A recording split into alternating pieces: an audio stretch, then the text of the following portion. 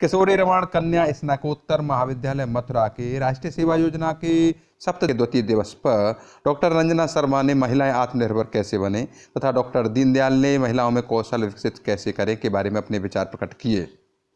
मेरी प्यारी मासूम अधखिली कलियुग, तुम्हारे लिए भविष्य अपनी दोनों भुजाएं फैलाए तुम्हें अपने आगोश में समेटने के लिए प्रतीक्षारत। आसमान तुम पर अपने आशीषों की बौछार करने के लिए व्याकुल है। धरती तुम्हारे बढ़ते कदमों की चाप सुनने के लिए धीरज धरे मौन है। तुम्हारा वसंत अभी पूरी तरह आया नहीं है। ये महिला सशक्तिकरण की जो बातें चलती ना, उसके लिए वो अभी पूरी तरह से नहीं आया है। लेकिन तुम्हें ध्यान रखना है, वसंत जीवन में आता नहीं है, लाना पड़ता है। और वसंत को लाने के लिए शिशिर से ग्रीष्म से पुरजोर कोशिश कर लड़ना पड़ता है। जानते हैं सर्दी गर्मी और ये हमारी घटनाएं होती हैं, कहीं हम आइसोलेट हो जाते हैं, बिल्कुल सुनने से समझ ही नहीं पाते। करना है अपने आप को मल्टी स्किल से मल्टी डायमेंशनल पर्सनैलिटी होगी, जिसे हम चहुमुखी विकास बोलते हैं। Over all round development. All round development क्या है? ऑलराउंड डेवलपमेंट ये है जिसके अंदर हमारे अंदर पढ़ाई के ज्ञान के किस नॉलेज के अलावा हमारे अंदर और दूसरी भी नॉलेज है। हम क्या कर सकते हैं स्किल्स के अंदर? अब आपके अंदर ये क्वेश्चन उठ रहा होगा कि हम कौन सा अपने अंदर स्किल्स डेवलप कर लें जिससे हम जीवन के क्षेत्र में जिस क्षेत्र में जाए वहीं हमें सक्सेस मिल जाए। आपके पास बहुत सारे क्षेत्र हैं, वही स्किल्स आपको अपने अंदर डेवलप करना है।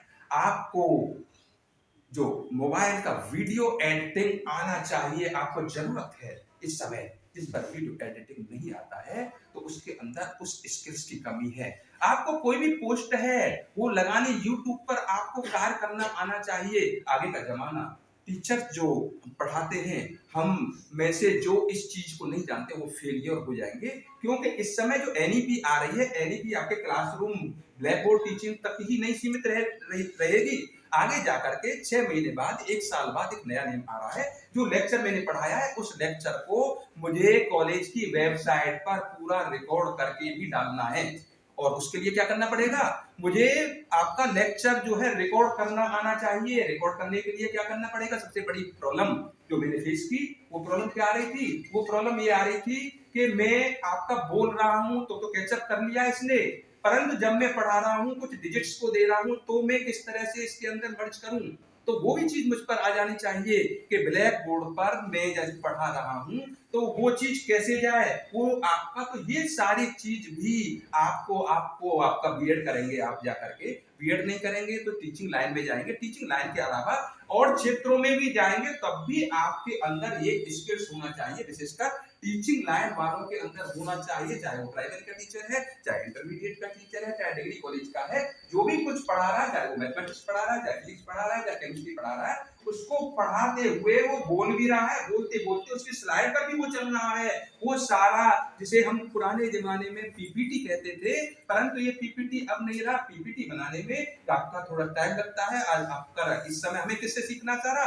मोबाइल पर ही सीखना है। सारी चीज मोबाइल पर हम किस तरह से डेवलप कर ले, तो ये स्किल भी आपके अंदर आना चाहिए। इसके अलावा आपके अंदर डिलीवरी का स्किल भी आना चाहिए। कभी कभी आपको आपकी अपनी जो बात है वो एक न्यूज रीडर की तरह, किस तरह से आप न्यूज रीड करते हैं, आपको एक कमेंट्री करनी भी आनी चाहिए।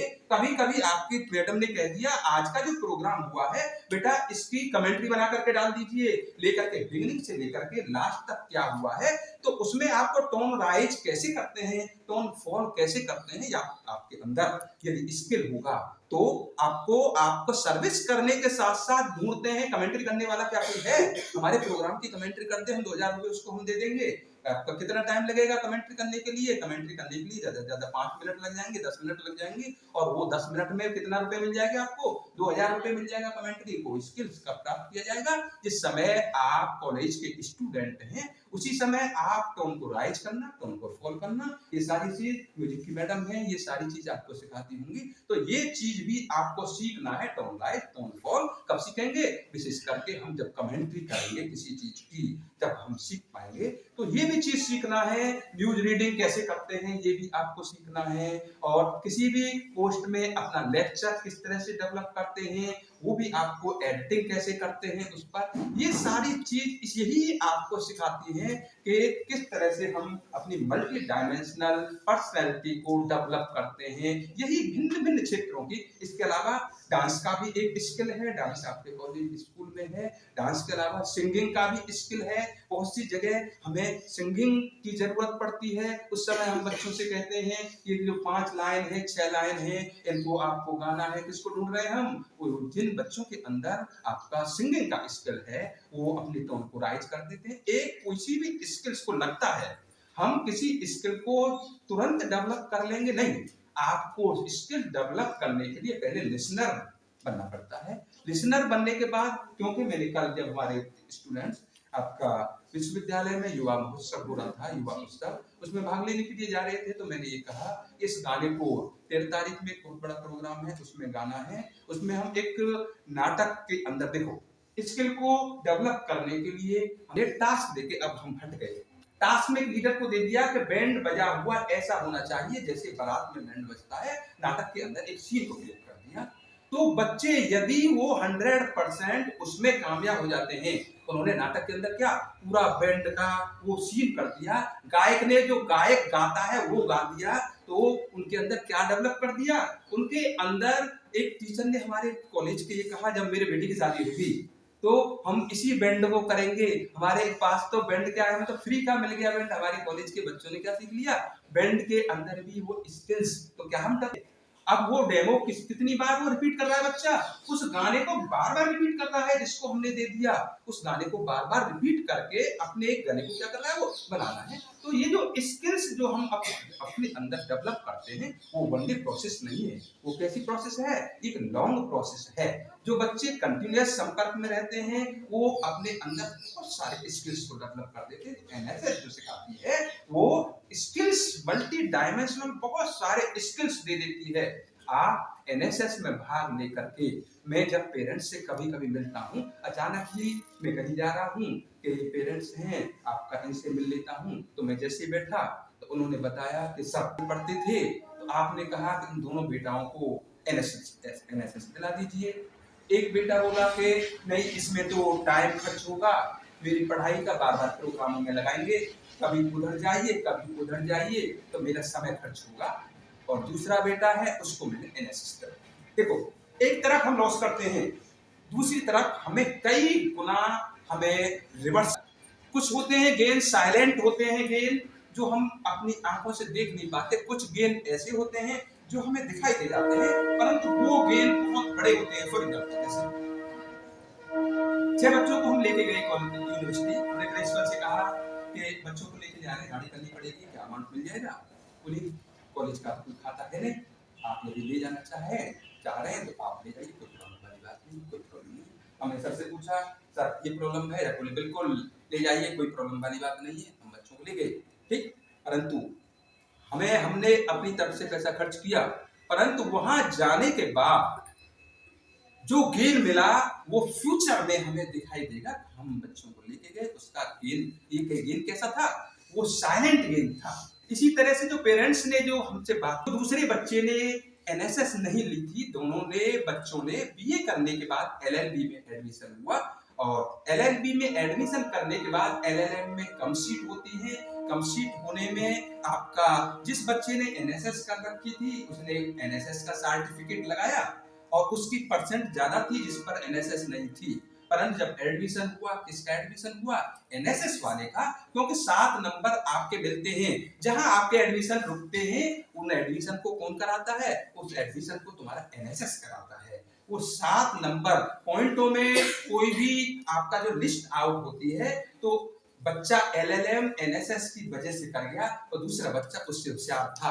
आज उसने महसूस किया काश मैं एनएसएस को ले लेता तो मैं भी एलएलएम कर जाता, मेरा जो अधूरा सपना रह गया मैं एलएलएम नहीं कर पाया। तो एनएसएस लेने से आपको अपना समय जो इस समय जो देना पड़ रहा है उसके फ्यूचर में जो आपका साइलेंट गेन है वो आपको कितने दिन बाद दिखाई देंगे, वो आगे दिखाई देंगे। कुछ बच्चे हैं जैसे बड़े बड़े इंस्टीट्यूट में, जेएनयू में उन्होंने अप्लाई किया पीएचडी के लिए, जेएनयू में उन्होंने अप्लाई किया बहुत बड़े कोर्स के लिए, और उनके आपका एडमिशन क्यों हो गए? क्यों? क्योंकि 7 नंबर की हेल्प किसने दे दी? एनएसएस के उस सर्टिफिकेट ने। एनएसएस के सर्टिफिकेट को भी देख छोड़िए। अब आपको इंस्टेंट गेन क्या है इससे? आपको ये लगता है साइलेंट गेन तो हमें कितने लंबे समय तक बाद दिखाई देगा, हमें इंस्टेंट गेन की जरूरत है जो हमारे पेरेंट्स को भी दिखाई दे जाए। इंस्टेंट गेन के लिए जो बच्चा बहुत ज्यादा आपका मल्टी डायमेंशनल पर्सनैलिटी है, जिसमें बहुत सारे स्किल्स हैं, मिमिक्री भी कर लेता है, जो न्यूज रीडर भी है, जो और जो भिन्न भिन्न प्रकार के टाइम है। 1-2 मिनट और बोलूं या? हाँ ठीक है, मैं यहीं पर आपका बात को अपनी खत्म कर देता हूँ, क्योंकि प्राचार्य महोदय को बहुत सारे काम होते हैं, है ना? क्योंकि बात बोलने में हमें भी खुद बहुत सारे बैरियर्स में ध्यान रखना पड़ता है, क्या बताएं क्या नहीं बताएं बच्चों को। तो आपका मैं नटशेल में आपको यही संक्षिप्त करके आईएनएसएस वॉलेंटियर्स को सबसे बड़ा गेम अपनी पर्सनैलिटी को उसे मल्टी डायमेंशनल बनाना है। मल्टी डायमेंशनल बनाने के लिए बहुत सारे एस्पेक्ट्स मैंने बता दिए, किन एस्पेक्ट्स को उसे अपने अंदर आपका सीखना है, उस इनकलकेट करना है अपने अंदर। तो मैं बहुत बहुत आभारी हूँ मैम का, जो मुझे समय दे करके आपका मुझे आमंत्रित किया। प्राचार्य महोदय का भी मैं बहुत आभारी हूँ, जब से आपका आप बहुत सौभाग्यशाली हैं ऐसे प्राचार्य महोदय का। तो क्योंकि कभी कभी बैरियर्स होते हैं हमारे कामों में, रुकावट विशेष करके प्राचार्य डालते हैं। किसी भी एक्टिविटी को एनएसएस के जो प्रोग्राम ऑफिसर्स हैं वास्तव में कराना चाहते हैं, परंतु जब वो परमिशन लेने के लिए जाते हैं प्राचार्य से, वो साइलेंट कर देती है, रहने दीजिए, हमारे पास फंड नहीं है, हमारे पास ये नहीं है। परंतु आपके कॉलेज में ऐसी प्राचार्य मिली हैं, हमने कभी भी किसी कार्य के लिए आपका निवेदन किया कि हमें ये कार्य चाहिए आपके कॉलेज से, कभी मना नहीं किया कि बिल्कुल मैं चाहती हूँ हमारे कॉलेज में ये कार्य हो।